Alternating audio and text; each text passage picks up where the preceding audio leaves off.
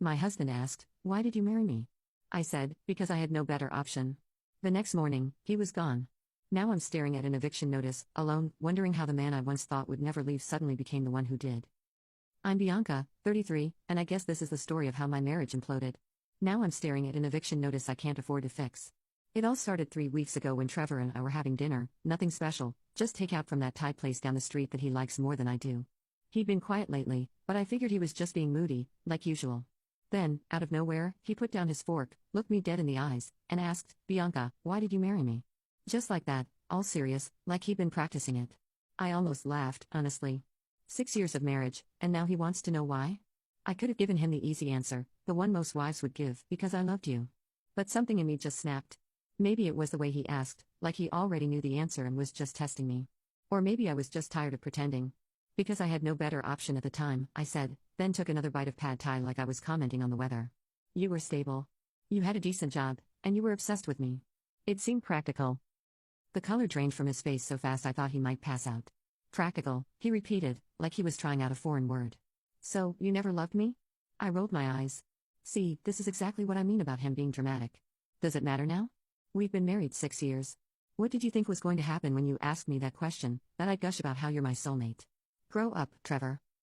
Looking back, maybe I could have softened it a bit, but honestly, his constant need for validation was exhausting, always checking in, always wanting to know how I felt, if I was happy, if I loved him.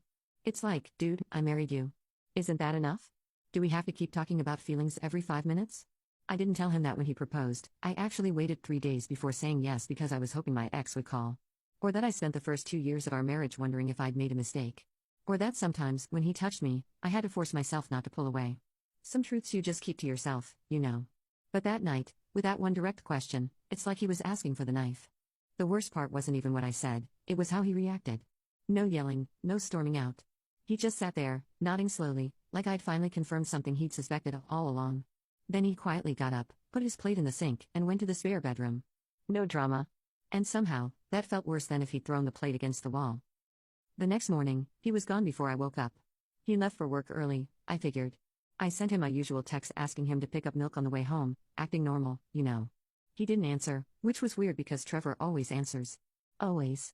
By that evening, when he still wasn't home, I was actually starting to worry, not like concern for his safety but more like, who's going to take out the trash tomorrow? He finally came home around 10, smelling like he'd been at a bar. Trevor hardly ever drinks, so I knew something was up. I was sitting on the couch, scrolling through Instagram, when he walked in, and I made sure to keep scrolling, like I hadn't been checking the time every 5 minutes. "Where have you been?" I asked, not looking up from my phone. "I texted you about the milk." "I needed some time to think," he said, standing there in the entryway like he was a guest in our apartment. "About what you said last night," I sighed and put my phone down. "Are we seriously still talking about this?" "I was just being honest." "Would you rather I lied?" He said quietly. "I'm glad you were honest. It explains a lot." Something about the way he said it made my stomach drop, like he was already somewhere else. For the first time, I wondered if maybe I'd gone too far. Not that I'd admit that to him. "Whatever," I said, picking my phone back up. "Just don't forget the trash needs to go out tomorrow." I could feel him staring at me, but I kept scrolling, double-tapping a photo of my friend Melissa's vacation in Cabo. She was there with her husband, all smiles and sunset cocktails. I found myself wondering if she really loved him or if she'd settled too. Trevor didn't say anything else. He just went to the bathroom, took a shower, and then went back to the spare bedroom.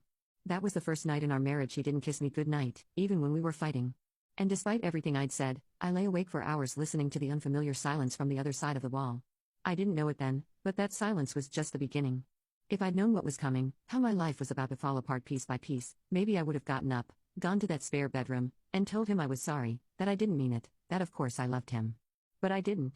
I just lay there, telling myself he'd get over it by morning. He didn't. The next morning, I woke up to emptiness, no coffee brewing, no shower running, just silence. I rolled over and checked my phone. No text from Trevor saying he'd gone to work early. That's when I noticed his car keys were still on the hook by the door, but his gym bag was gone. Weird. I went about my day like normal, figuring he needed space. That night, when he came home late again, something had changed. He wasn't angry, he was different, calmer, like he figured something out that I wasn't privy to. "I opened a separate checking account today," he said while microwaving leftovers, just announced it like he was telling me about the weather. "Why would you do that?" I asked, feeling a strange flutter of panic. He shrugged. "Just seems practical."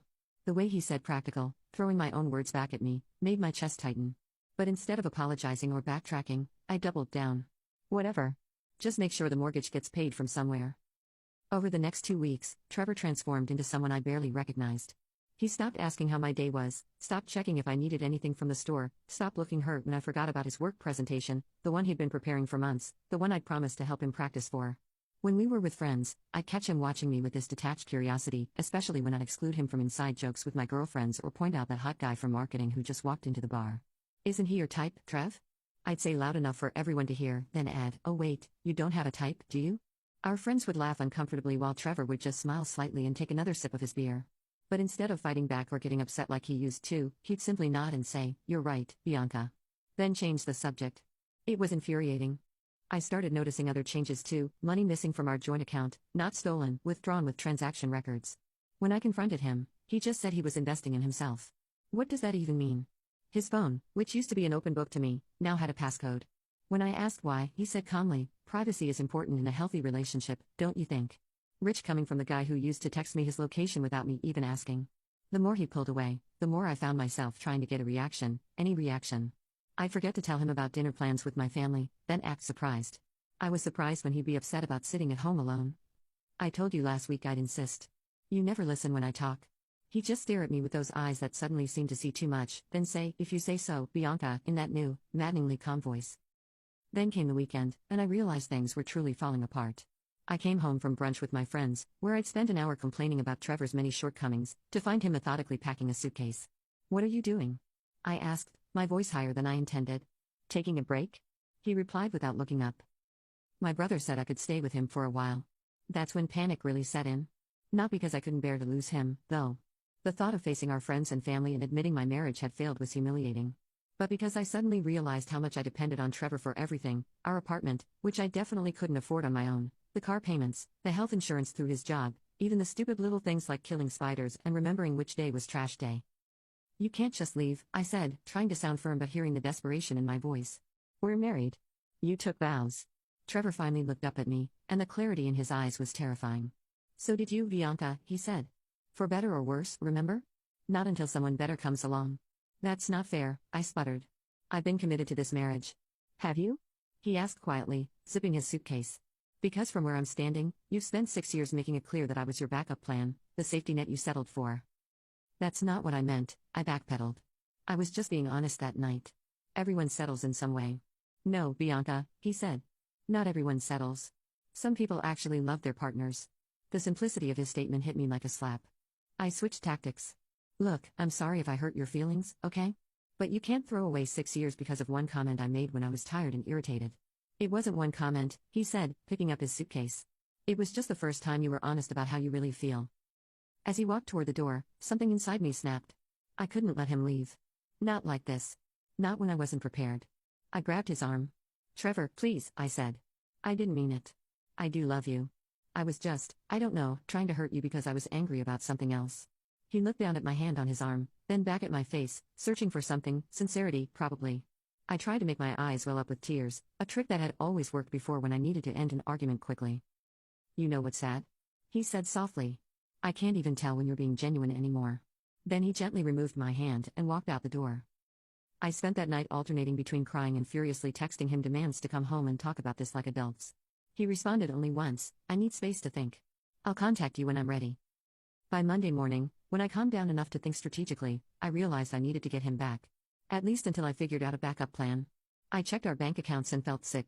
He'd withdrawn exactly half of our savings. Not all of it. Not more than his share. Exactly half. Like he'd been calculating this for weeks. 2 silent weeks passed. Trevor wouldn't answer my calls, responding only to texts about practical matters.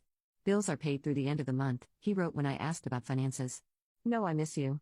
No, can we talk? Just cold facts. Meanwhile, I was falling apart.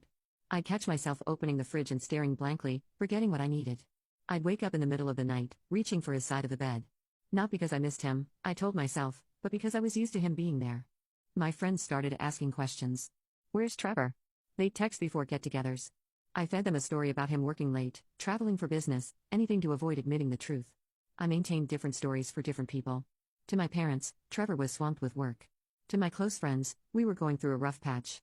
To my coworkers, everything was great. It was exhausting keeping the facade up, especially when Jenny from work spotted Trevor having lunch with some woman. They look pretty friendly, she reported, watching my face carefully. I laughed it off, saying he was probably networking.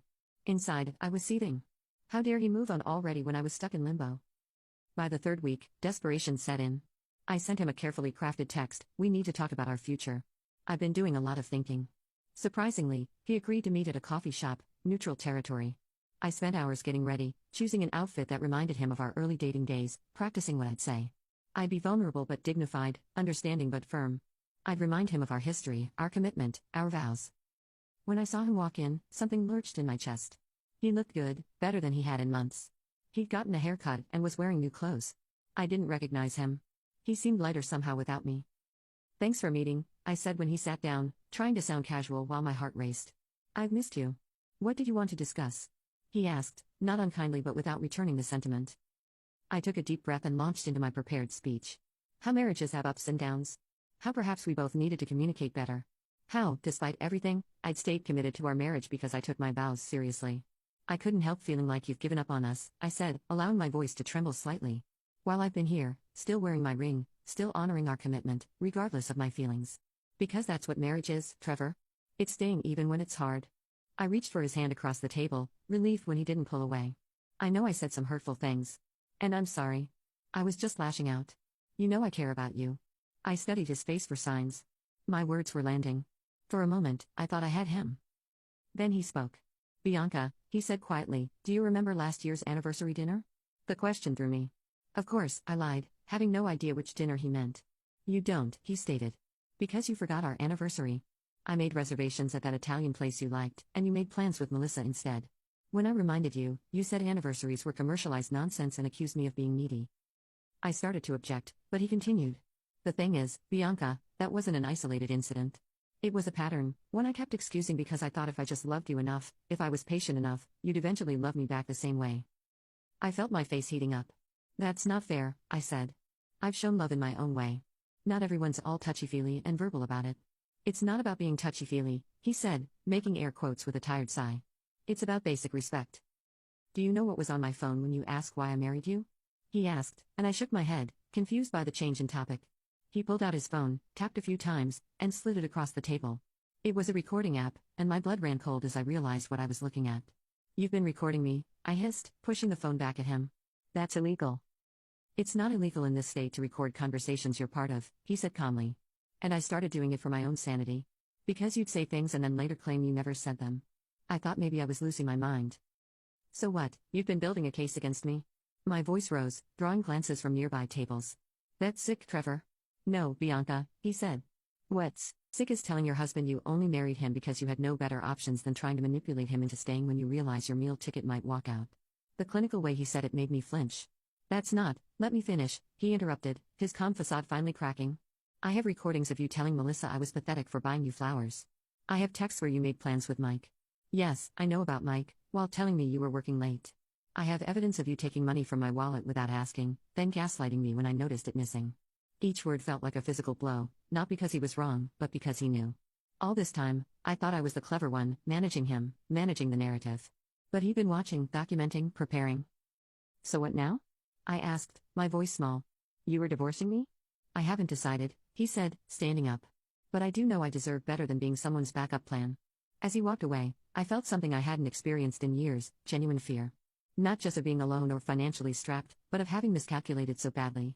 I'd spent our marriage believing I had all the power, that Trevor was the needy one who'd put up with anything to keep me. I never considered he might have a breaking point. I spent the next few days trying to regain control. I called his brother, who coldly informed me Trevor wasn't staying there anymore. I reached out to our mutual friends, who suddenly seemed busy whenever I suggested getting together. Even my own sister, when I tried to paint Trevor as the villain, looked skeptical. "Honestly, Bianca," she said during our weekly lunch, "I'm surprised he stayed this long. Remember my wedding? He spent the whole reception complaining that he danced like a dork to anyone who would listen, right where he could hear you." "That was just a joke," I protested. "No," she said quietly, "it was cruel and embarrassing for him and for you." A month after Trevor walked out, when I convinced myself he was just taking an extended cooling-off period, the papers arrived, divorce papers, carefully prepared, along with a USB drive. The note attached simply read, "Evidence supporting the divorce petition. I suggest reviewing before contesting anything, Trevor." With shaking hands, I plugged in the drive. It contained dozens of audio files, screenshots of texts, financial records, and a single video. I clicked on it. It was from Melissa's New Year's party last winter. I was tipsy, holding court in her kitchen with a few of our friends. I hadn't realized Trevor was within earshot when someone asked if we were planning to have kids. God, no, I heard myself say with a laugh. Can you imagine being tied to Trevor forever? I'm still keeping my options open. The camera, someone's phone probably, captured Trevor's face in the background as he heard my words. The absolute devastation that washed over him before he carefully composed himself and walked away made my stomach turn. I couldn't even remember saying it, but there it was, irrefutable proof of my cruelty. I spent the next hour going through file after damning file, me complaining about him to friends, me forgetting important commitments, me making fun of his insecurities at parties, me lying about where I was and who I was with. When I finally stopped, I sat in stunned silence, confronted with a portrait of myself I barely recognized. Had I really been this person, this callous, this manipulative, this mean? The evidence was overwhelming. The divorce petition itself was fair, almost generous. He wasn't trying to take everything, just disentangle our lives cleanly. He'd even paid the rent through the next month to give me time to figure out my next steps. But the reality was crushing. I couldn't afford our apartment on my salary alone.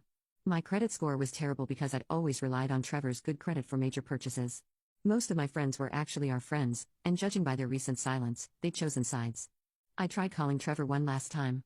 We should discuss this in person, I said when he finally answered. I think there are things we can work through. There's nothing to discuss, he replied, his voice devoid of the anger or hurt I'd expected. The terms are fair. Sign the papers, Bianca. And if I don't? I challenged. Then I submit the evidence to the court, and we do this the hard way. No threats, no emotion, just facts. You'd really do that after 6 years together? There was a long pause before he answered. You know what I realized, Bianca? You never actually loved me. You loved what I provided, stability, adoration, financial security, but not me. And I deserve to be loved for who I am. I had no response to that. I'll have my lawyer contact yours, he said, then hung up. As I looked around our apartment, soon to be just his, then someone else's, reality finally sank in. I'd lost not just my husband or my home but the careful fiction I'd constructed about who I was in this relationship. 6 months later, I'm living in a studio apartment across town that costs almost as much as our 2-bedroom did. I had to take a second job just to make rent. When I see our old friends, they're polite but distant. They know too much now. I ran into Trevor last week at the grocery store. It was the first time I'd seen him since the divorce was finalized. He wasn't alone.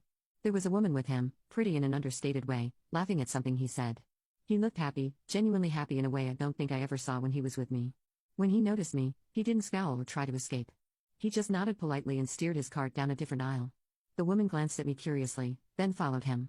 I stood frozen, a box of pasta in my hand, watching them go. Something twisted in my chest, not jealousy exactly, but the sudden stark realization that he had moved on completely while I was still stuck. That night, scrolling through dating apps in my tiny apartment, I matched with a guy named Chris. Good job, nice smile, seemed stable. During our first date, he mentioned his recent promotion at new condo.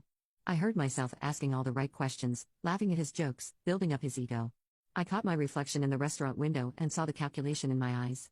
So Chris said, pouring me another glass of wine, tell me about your last relationship. Why did it end? I considered my answer carefully. The truth, that I'd treated someone who loved me like a convenience, like a backup plan until he finally saw through me, that I'd been selfish and cruel and was now paying the price, it just didn't work out, I said with a practiced sad smile. He changed toward the end, became someone I didn't recognize. Chris nodded sympathetically and reached for my hand. His loss, he said. I smiled back, already wondering how long his condo lease was, if his health insurance was good, whether he'd be easier to manage than Trevor had been. Some people would say I haven't learned anything, that I'm repeating the same patterns, seeking security rather than connection. They might be right, but here's the thing, I can't afford to make the same mistake twice. Not the mistake of settling for someone I don't love, but the mistake of letting them figure that out.